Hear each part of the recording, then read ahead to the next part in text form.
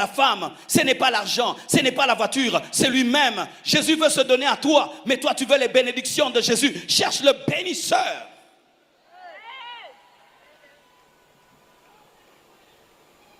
Et il y a l'épouse trop occupée. Trop occupée. Lorsque j'étais célibataire, alors un jour, une fille est venue me voir. Elle avait des intentions que je l'épouse. Je lui ai donné une chance. Alors, j'ai dit, viens à la maison. Elle est venue à la maison. À peine elle est arrivée chez moi, mes frères, elle a commencé à balayer la maison. Elle a commencé à tout essuyer, tout nettoyer. Elle montait, descendait. Moi, j'étais là, j'avais le tournis. Moi, je l'attendais que ça c'est qu'on cause. Elle a commencé à nettoyer la maison, tout secoué. Après des heures, elle était fatiguée.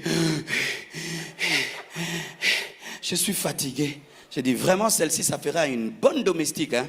Vraiment, mais moi, comme je cherche une amie là, je ne t'épouserai pas. Elle va être tout le temps en train de faire des choses. Alors que moi, je ne veux pas une femme qui fait des choses. Je veux une femme qui s'occupe de moi. De la même manière, tu es comme Marthe. Tu ne fais que faire et faire et faire. Mais Jésus veut te parler. Il veut la communion avec toi. Toi, tu montes, toi, tu descends. Il y a un temps où on arrête de tout faire. On écoute la parole. Il y a des temps à l'église, on arrête de tout faire. On écoute la parole. Arrêtez d'être dans les bureaux pendant qu'il y a culte. Arrêtez d'être en train de faire des choses pendant qu'il y a culte. Tu risques de dire que tu vas à l'église, mais jamais tu n'étais à l'église. Car tu peux côtoyer l'eau de la piscine sans jamais nager.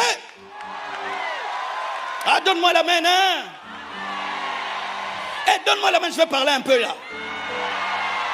Aujourd'hui, nous avons des gens qui viennent à l'église, mais qui s'occupent pour ne pas participer au culte.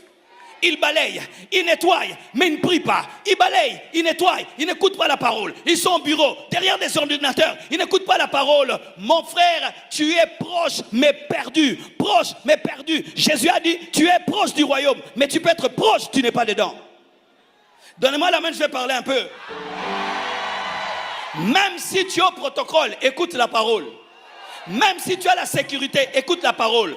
Même quand tu filmes là, tu écoutes la parole. Tu joues au piano, tu écoutes la parole. Tu vends les livres, tu écoutes la parole. Et si tu as fait un culte qui t'a empêché d'écouter la parole, tu fais un deuxième où tu seras concentré, tu es sur la parole. Tu n'es pas venu à l'église d'abord pour filmer. Tu n'es pas venu à l'église d'abord pour chanter. Tu n'es pas venu d'abord pour faire des choses. Tu es venu l'adorer, le servir, l'écouter, l'adorer, le servir. Jésus a dit, Marthe, Marthe, tu t'inquiètes pour beaucoup de choses, mais Marie a choisi la bonne part qui ne lui sera jamais ôtée. Oh, donne-moi la main, hein. Des gens qui vont à l'église, ils font tout au bureau, ils finissent tout au bureau. Jamais ils ne donnent l'offrande, jamais ils n'adorent, jamais ils ne prient. Toujours occupés. Occupés à faire quoi? À préparer pour Jésus.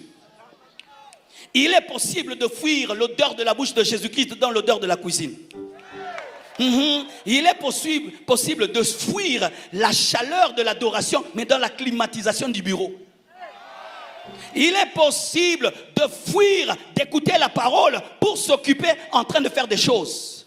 J'étais à l'église, j'étais protocolaire. J'étais à l'église, j'étais à la porte, je portais les bancs. Je connais ces choses. Il m'arrivait des fois, tu vas à l'église, tu n'as pas écouté la parole. Tu fais que donner des places aux gens. Tu donnes des places aux gens. Et quand tu donnes des places aux gens, quelqu'un te répond mal, il te regarde mal. Là, tu oublies les paroles, ça passe. Et tu rentres, le pasteur a prêché quoi? Tu as maîtrisé l'introduction, mais tu ne connais rien du développement. Pourquoi? On vous envoie, vous partez, vous revenez. C'est pourquoi des fois demander un congé pour écouter la parole.